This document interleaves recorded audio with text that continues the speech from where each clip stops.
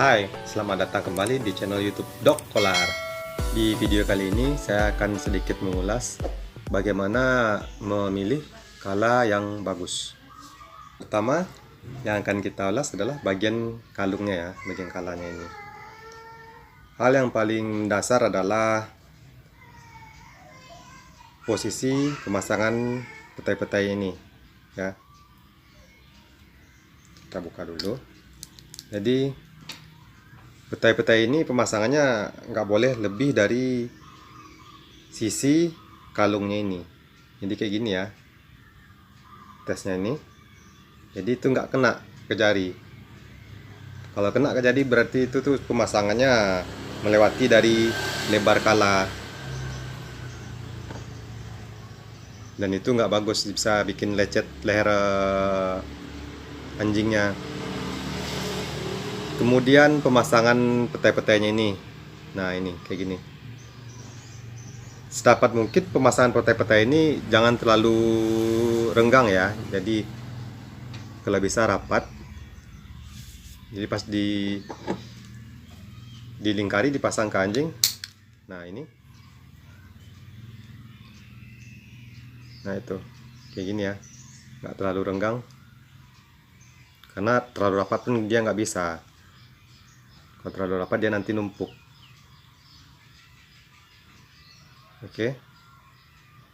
Dan posisi ujung kala ini sama, yang bagian sini dengan bagian yang di bawah ini harus sama, harus sejajar ya. Itu. Kemudian yang kedua, bagian resletingnya. Kalau saya lebih cenderung ini resletingnya ini cuman bagian kepalanya aja yang kelihatan ya, jadi sedikit, nggak terlalu menonjol keluar. Nah, ini. Nah ya, kayak gini ya. Jadi nggak terlalu nampak bagian kainnya.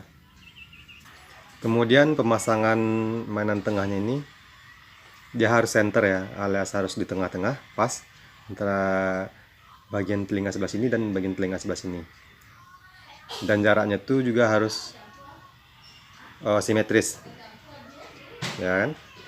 Kemudian pemasangan bagian telinganya ini. Nah, ini. Jadi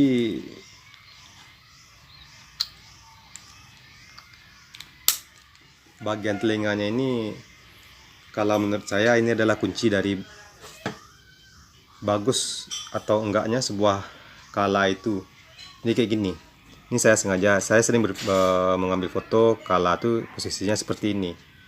Kenapa? Ini biar nampak bagaimana pemasangan bagian telinganya ini ya. Nah, bagian telinganya ini kan dijahit. Jadi pas ngejahitnya itu ini dia nggak terlalu ngepres dia ke dalam ini kan. Nah, ini kan kalau dilihat gini kan datar nih, rata ya kan? Keduanya. Nah, itu.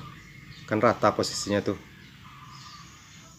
Ada sebagian yang bikin kala ini pas di bagian telinga ini dia menjahit benangnya itu terlalu ngepres. Jadi ininya bagian ujung telinganya ini agak-agak ke dalam gitu.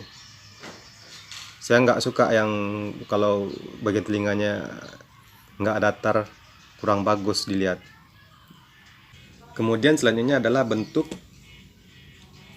kala ini ketika dipasang. Nah, kala yang bagus itu ketika dipasang kayak gini, dia membentuk lingkaran. Ya nggak ada kesan kayak patah. Ada sebagian yang kala tuh kalau setelah dipasang kayak gini, dia bagian di sininya agak bengkok, agak patah gitu. Nah, kalau ini dipres gimana pun dia tetap membulat, ya kan? Selanjutnya kita akan mengulas bagian batangnya. Bagian batang belakang yang nyambung ke tali. Orang ini juga dia harus kuat ya, harus tegap, nggak gampang dipelintir-pelintir. Kemudian bagian gespernya ini dia harus sedikit terbuka ya. Jadi tujuannya supaya orong ini nggak lepas dari sini posisinya. Nah, jadi dia tetap di sini tertahan ya. Selanjutnya di bagian desktop ini, kalau saya pribadi lebih cenderung ini sukanya lebihan dari ujung desktopnya ini sedikit ujungnya aja. Kadang ada orang yang terlalu panjang gitu kan. Saya kurang suka yang seperti itu. Mau berapapun jumlah orang yang dipakai di sini, kalau saya sebisa mungkin ujungnya ini pas di sedikit ini aja.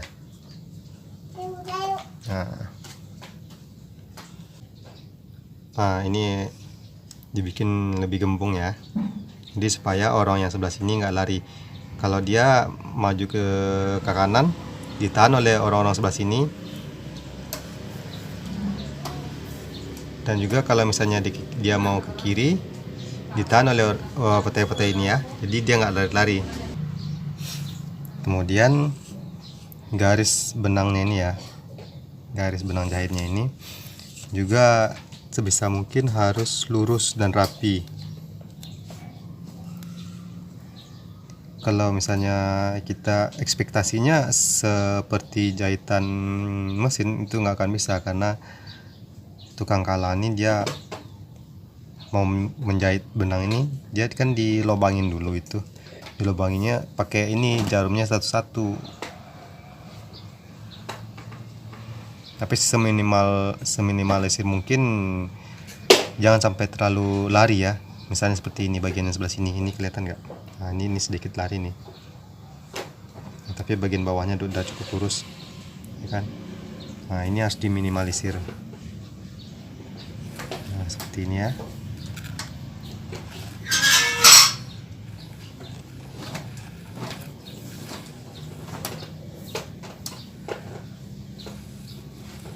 Nah, seperti itu.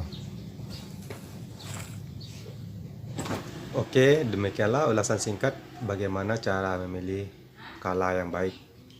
Jadi ada beberapa poin tadi. Pertama, pemasangan petai-petai, terus resletingnya, pemasangan resleting, terus penempatan posisi mainan tengahnya harus center, juga bagian telinga yang nggak boleh terlalu ngepres ya di bagian ujung kepalanya.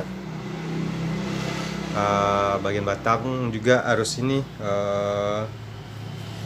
orong-orongnya itu pertama harus tegap, kokoh, juga nggak bisa geser-geser ya, makanya dibikin gembung. Dan juga jahitannya, harap diingat, ini adalah penilaian pribadi saya yang saya simpulkan setelah beberapa waktu membuat tali kala. Semua tukang kala punya standarnya masing-masing ya, dan saya tidak mengunggulkan diri saya sendiri maupun yang lain. Demikianlah video kali ini. Mohon maaf jika ada salah-salah kata, dan jika ada yang ingin ditanyakan tulis komentar, dan jangan lupa subscribe, like, dan share ya. Terima kasih.